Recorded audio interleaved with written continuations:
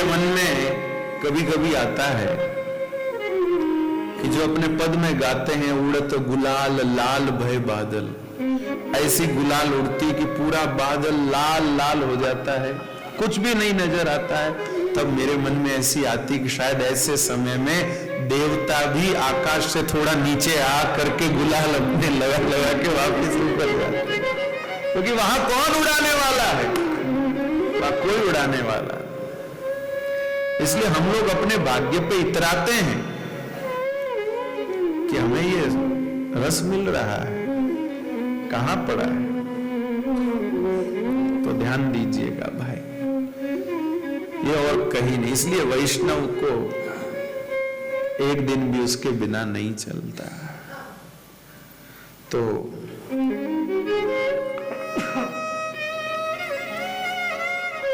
कृपानाथ वो आत्म सुख क्या है? ब्रज में नित्य लीला होती है, ध्यान से सुनिएगा। ब्रज का आत्म सुख क्या है?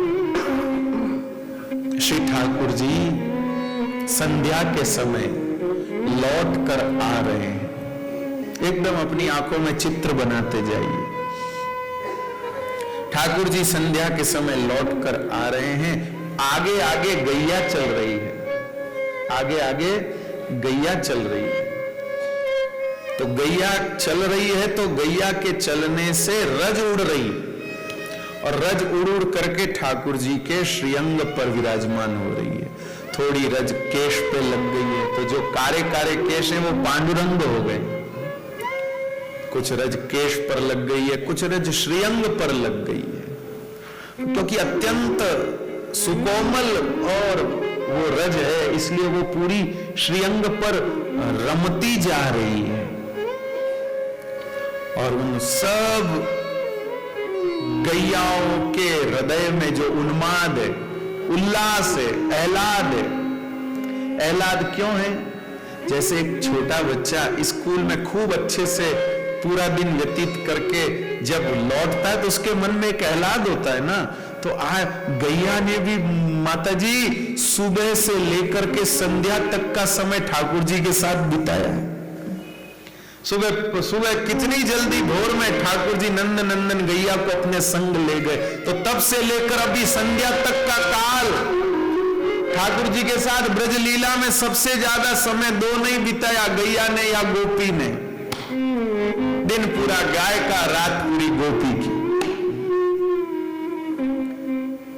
तो इतनी देर तक गैया को श्याम सुंदर संग रहे हैं, तो वो एक आह्लाद, वो आह्लाद जो है वो उन गैयाओं की चरण रेणु में भी विराजमान है। वो आह्लाद जो है उसमें भी विराजमान है। मेरे भाई बहन, शादी में वो भैया जी का एक जो बेटी के बाप का थैला होता है ना, जिसमें लिफाफे और रकम वगैरह सब होती है, अगर वो पिताजी वो थैला किसी और को पकड़ा देवे कि लो भाई तुम पकड़ो, तो आपके अगर कभी अनुभव हुआ तो, या कभी काम पड़ा, जिसको वो थैला पकड़ाएंगे वो पकड़ने वाले को भी थोड़ी देर के लिए एकदम ऐसा लगता है मानो प्यार धनी तो आप ही जा, ये सब अपना ही इससे हो रहा, एकदम उसको अलग सा आता कि नहीं आता? बोलो भाई, बोलिए ना।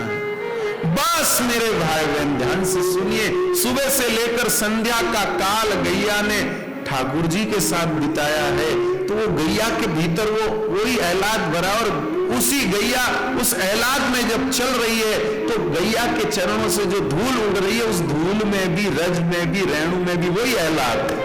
और वो एहलाद वापिस उड़ उड़ कर किसको लग रहा है? ठाकुर जी को।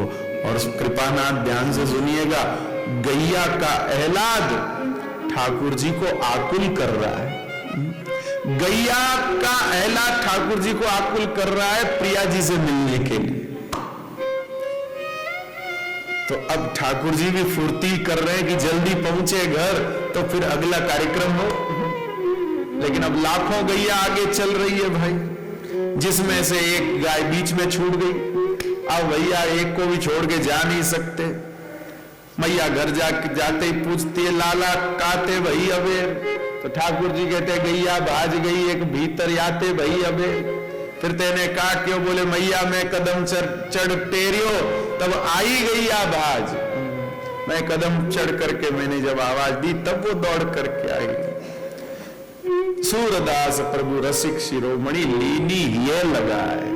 वो गैया बेचारी अकेली कहीं रह गई थी और बेचारी वो घबराई सी आई। तो उस घबराई हुई गैया को सांत्वना देने के लिए उसको जैसे बच्चे, आहा क्या ठाकुर जी का गो प्रेम है मेरे भाई बहन। जैसे कोई बच्चा कहीं मेले में छूट जाता है और फिर वो अचानक उसको वो ऐसा घबरा जाता है, दौड़ जाता है, मैं कहाँ फंस गया मेरी मम्मी। तो फिर उसकी माँ कैसे उस बेचारे को, ओ भाई डर को छोड़ो ऐसा करके कैसे उसकी माँ, ऐसे हमारे ठाकुर जी मैया लीनी ये लगा है। ठाकुर जी उस गैया को हृदय से लगाकर उसका भय दूर कर रहे। भाई डर गई गैया। क्या क्या ठाकुर जी की गो भक्ति, क्या वो गैया का भाग्य और क्या ठाकुर जी का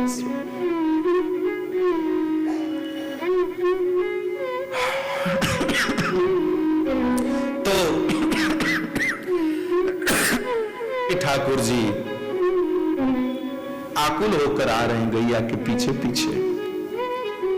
भीतर पहुंचे, मैया ने देखे, अरे लाला कहां धूल में भर के आयो है ने कित कुआं। और आरती करते समय मैया को ठाकुर जी के श्रीअंग के रजकण नजर आते हैं और चमकते हैं। इतने दिव्य रजकण है भाई, वो चमक रहे ठाकुर जी के मुखमंडल पर। जब आरती जाती, अपने वो चमकी होते ना, चमकी कोई मोड़ा पे लगा ले तो फिर उसकी आरती करो तो जो जो वो दिया घूमेगा, जो पड़ा करे कि नहीं करे। ऐसे ही भैया माँ यशोदा आरती जब ठाकुर जी की उतारती है तो ठाकुर जी के मुखमंडल पर से कोई कपड़ा तो कोई पहनते नहीं ठाकुर जी ब्रज में, एक खाली पीतांबर धरियो है, कामरी धरी है, तो पूरे श्रीअंग पर जो वो रज कणिका है वो चमाचम चमक रही। आरती के समय मैया देख कर प्रफुल्लित होती है कि आहा रज कणों ने भी मेरे लाला को सजाया है। तो मैया का वात्सल्य, मैया का भाव एहलाद उसमें मिल रहा है। पहली गैया का एहलाद, फिर उसके बाद ठाकुर जी की आकुलता, फिर उसके बाद फिर मैया का एहलाद, मैया का वात्सल्य।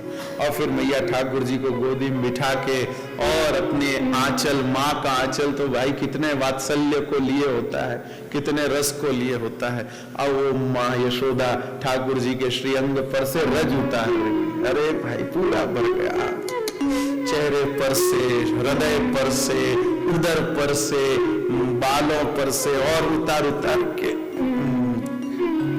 क्या पूरा भर गया। क्या करता है तू दिन भर, कितनी मिट्टी लगी है रे, ऐसे झाड़ रही। और अब ऐसी दिव्य रजकणिका क्या व्यर्थ जाएगी क्या? ऐसी दिव्य रजकणिका व्यर्थ नहीं जा सकती। ये रजकणिका को लेने के लिए पूरा गोपी समूह तैयार बैठा है। वायुदेव को पहले से ही मनाया हुआ है। गोपियां और कोई देवता को पटाए न पटाए, और कोई देवता को नारियल चढ़ाए न चढ़ाए, वायु देवता को जरूर चढ़ाती कि हे वायु देवता ये प्रसाद हम तक पहुंचा दिया करो। और धीमा धीमा मंद मंद समीर चलता है और वो सारी रजकणिकाओं को वितरित करता है। वो सारा उन रजकणिकाओं को वितरित करता है और सब गोपियों को वो थोड़े थोड़े कण लगते हैं। और वो कण लगते ही वो गोपियां व्याकुल हो जाती है श्याम सुंदर से मिलने के लिए। गोपियां व्याकुल हो जाती है श्याम सुंदर से मिलने के लिए। और फिर श्याम सुंदर संध्या के समय उपरांत जब तीर समीरे यमुना तीरे बसती बने बनमाली, गोपी पीन पयोधर मर्दन चंचल करयुगशाली। ठाकुर जब वेणुनाद करते हैं तो उस रज कण के लगने से आकुल व्याकुल हुई गोपियां दौड़ी आती और वहां यमुना जी के तट पर श्याम सुंदर प्रिया जी से मिलते हैं। सिर्फ प्रिया जी से ही नहीं मिलते हैं, एक गोपी एक श्याम प्रत्येक गोपी से मिलते हैं। और प्रत्येक गोपी से मिलते हैं तो श्री ठाकुर जी का आलिंगन जब गोपियों को प्राप्त होता है, उस आलिंगन के उपरांत वही रज कणिकाएं दोनों के परस्पर आभूषणों के घर्षण से निपतित हो जाते हैं। दोनों के आभूषण आपस में जब घर्षित होते हैं तो वो रज कणिकाएं भूमि पर गिर जाती हैं और फिर दोनों गोपी श्याम सुंदर, श्री राधिका श्याम सुंदर, इनके मिलन के उपरांत वे रज कणिकाएं भूमि पर गिरती हैं और उसके बाद उस मिलन के उन्माद में, उस मिलन के आह्लाद में जब वो घूम घूम कर नृत्य करते हैं और अन्य अन्य क्रियाएं करते हैं, वो सब करते समय उन सब के चरण उन रज कणिकाओं को मथते हैं, उन रज कणिकाओं को मथते हैं और वो मथी हुई रज कणिकाएं जब कभी हवा के वेग से उड़ करके किसी वैष्णव को लग जाती है, वही है किंचिदात्म सुखे, वही है किंचिदात्म सुखे, वो है नारद जी ने कहा ना किंचित आत्म से, ये है किंचित आत्म से। वो रज कणिका भाई इतनी सी भी लगे फिर देखो क्या हाल होगा, फिर पड़ जाएंगे ऐसे ही ज्ञान वैराग्य की तरह, लोग हिलाएंगे, उठो उठो पर उठेंगे नहीं, गीता भागवत सुनाने पर भी नहीं। ये है किंचित आत्म सुखे नेह। नारद जी ने कहा इनको ये रज कणिका कहीं से लग गई और बेचारे झिल गए।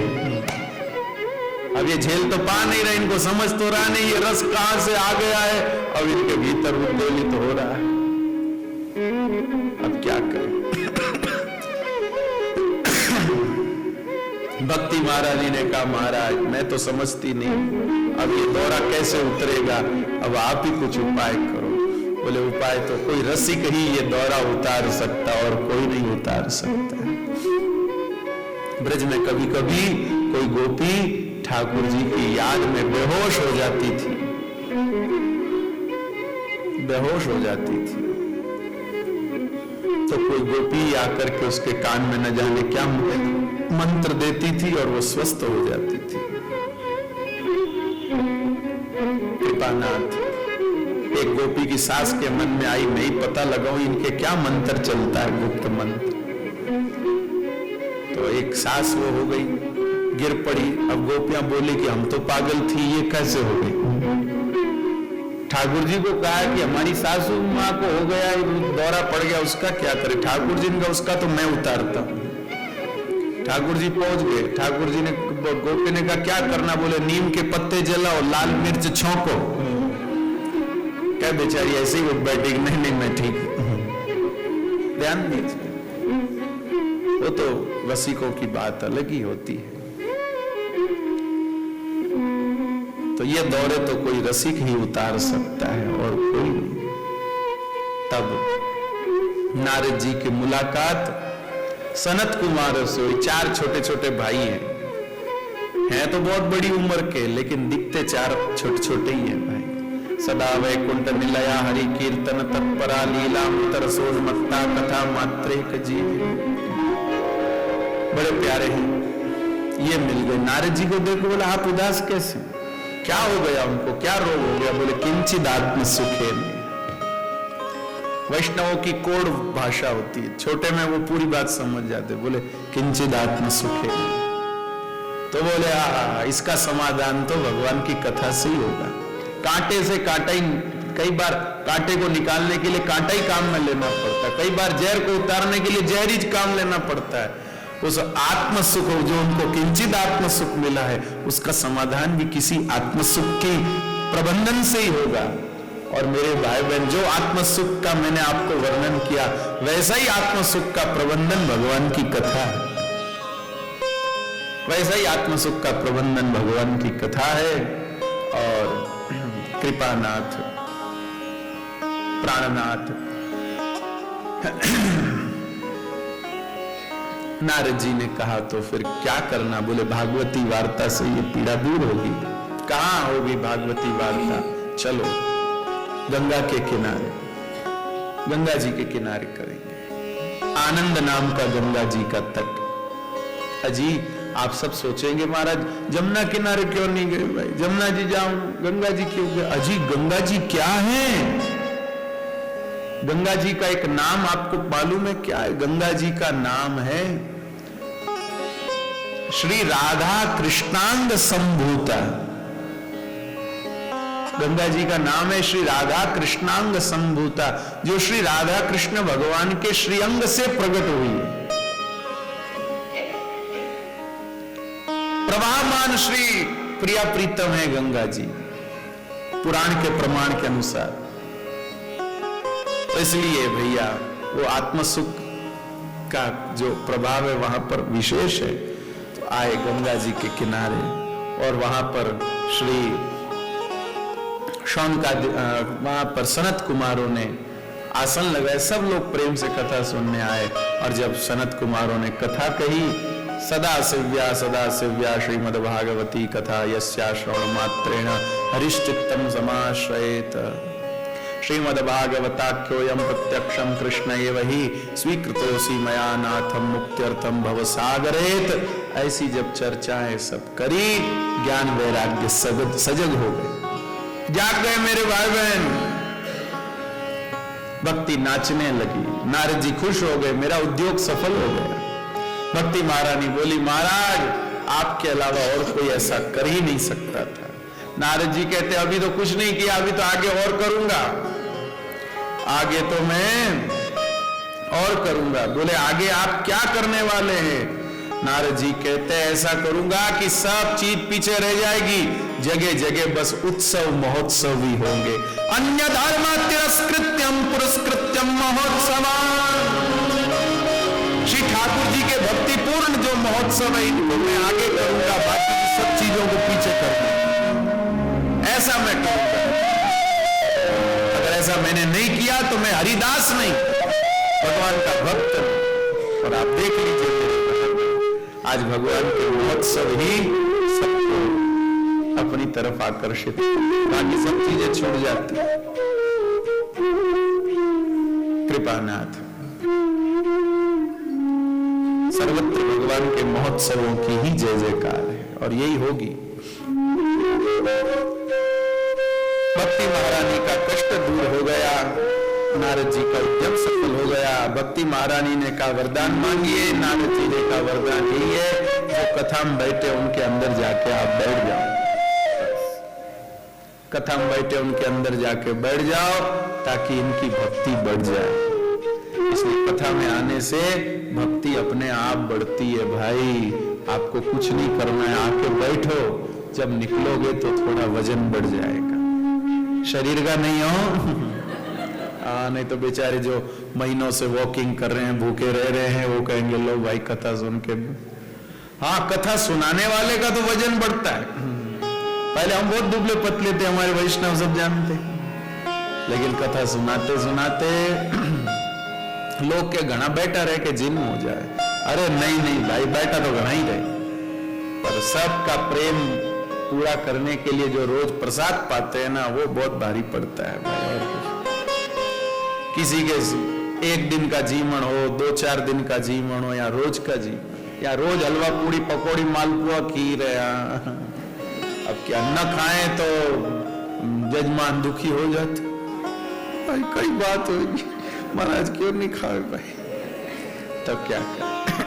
फिर भी कोशिश करते हैं खुद को व्यवस्थित रखने की। कृपानाथ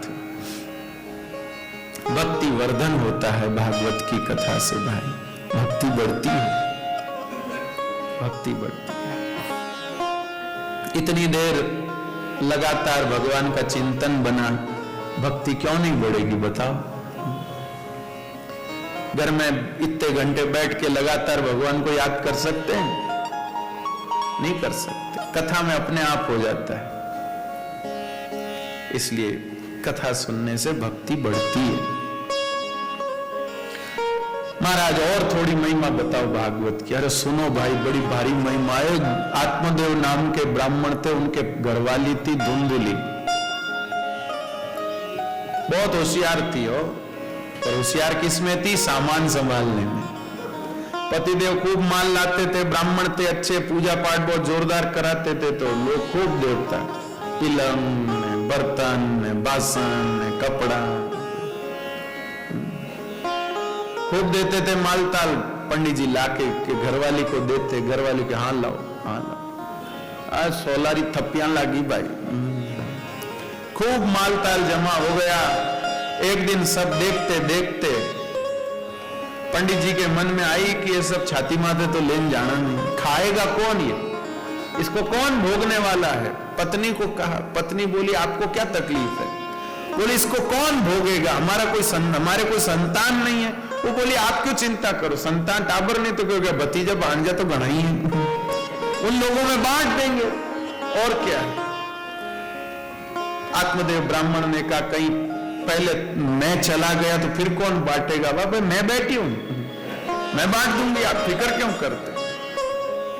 आत्मदेव ब्राह्मण बोला इसको तो संतति की बिल्कुल भी गरज नहीं है, और बिना संतान के हमें पानी कौन देगा, अब खाली पानी के लिए संतान की क्या लेन देन भाई। बहुत से लोग कहते हैं बेटा बिना कौन पानी दे, बेटा बिना कौन पानी दे, खाली पानी वास्ते कई बेटो पैदा कर लो भाई, पानी खुद में खुद दे जाओ, बेटा दे नहीं दे, 2-4 टैंकर। मेरे भाई बहन किसी गौशाला में पानी की व्यवस्था न हो और आपके द्वारा वहां जल की व्यवस्था करा दी गई, ये सबसे बड़ा तर्पण आपका हो गया। जितनी बार उस जल को गैया पिएगी आपका तर्पण सिद्ध होगा। ये मन की बात नहीं है, शास्त्र की बात। बेटा होगा तो वही आग देगा, नहीं तो कौन आग देगा रे, आग तो लगा दी बेटा। खोटा बोधा लक्कण वे तो जीता जी माईता ने बाल दे भाई, मरिया पचे तो खाली चमड़ी बालनी। मेरा बेटा कई काम कर, अपनी इच्छाओं को जलाना ही असली अंतिम संस्कार है। असली संस्कार तो अग्नि संस्कार क्या है, अपनी इच्छाओं को जलाई। कृपानाथ जिस भक्त ने, जिस वैष्णव ने, भले उसके बेटा नहीं रहा लेकिन मरने से पहले पहले उसने अपनी सब इच्छाओं को जला दिया। मैं गारंटी के साथ कहता हूं भले उसको उसका शरीर पक्षी नोच नोच के खाए फिर भी वो भगवत धाम का अधिकारी होगा, भले कोई बेटा नहीं मिला। अपनी इच्छाओं को जिसने जला लिया वो ठीक ठिकाने पहुंच जाता है। खाली आग पानी के लिए क्या बेटा पैदा करना। लेकिन नहीं महाराज, कामनाओं का कोई अंत नहीं। गया रस जंगल में एक महाराज मिल गए, महाराज से कहा महाराज बेटा दो नहीं तो हम मर जाएं आपके सामने। महाराज ने कहा क्या करे, ये कहां गले पड़ गया। महाराज ने बहुत समझाया, बेटे में कुछ नहीं पड़ा। बोले नहीं महाराज आपको क्या पता है, बहुत सुख है, आप तो बाबा जी बन गए, आपको पता नहीं, हमको बहुत पता है। तो ले भाई कर तू बेटा, एक फल दिया, ये फल ले जाओ तेरी पत्नी को दे देना, लेकिन साथ में बता देना समय पर उठे, समय पर सोए, झूठे मुंह कहीं आए जाए नहीं, झूठे मुंह रहे नहीं, दिन में सोए नहीं, बाल खुले रखे नहीं, और शरीर को स्वच्छ रखे, तुलसी जी में जल सींचे, परिक्रमा करे, ये व्रत करे, वो व्रत करे, ये करे। आत्मदेव ब्राह्मण ने कहा महाराज ये हैंग मैं कर लूं, खाली फल वो खा ले तो नहीं चले। महाराज जी ने कहा, बाबा जी ने कहा तो फिर ये रहने दो। कई माताएं आकर हमसे पूछती हैं महाराज छोरा धंधो नहीं चले, कई करा, मेरे को कुछ पता तो है नहीं कि क्या करना होता, कोई मेरे को इसका ज्ञान नहीं, लेकिन फिर भी पीछा छुड़ाने के लिए मैं कहता हूँ कि रोज सुबह महादेव जी जल चढ़ाओ तो ठीक हो जाए। तो उसकी माँ कहती बाप जी मैं चढ़ाऊं तो कौन ही रह गई। मैं के भाई धंधो थे करो, वो करे, बोले धंधो तो वही करे जने। तो पछे बाप जी सुबह उठी जगनी, सुबह उठी। अब बताओ जो समय पर जग नहीं सकता उसका भाग्य क्या जगेगा, बताओ। जो स्वयं समय पर नहीं जग सकता उसका भाग्य क्या जगेगा।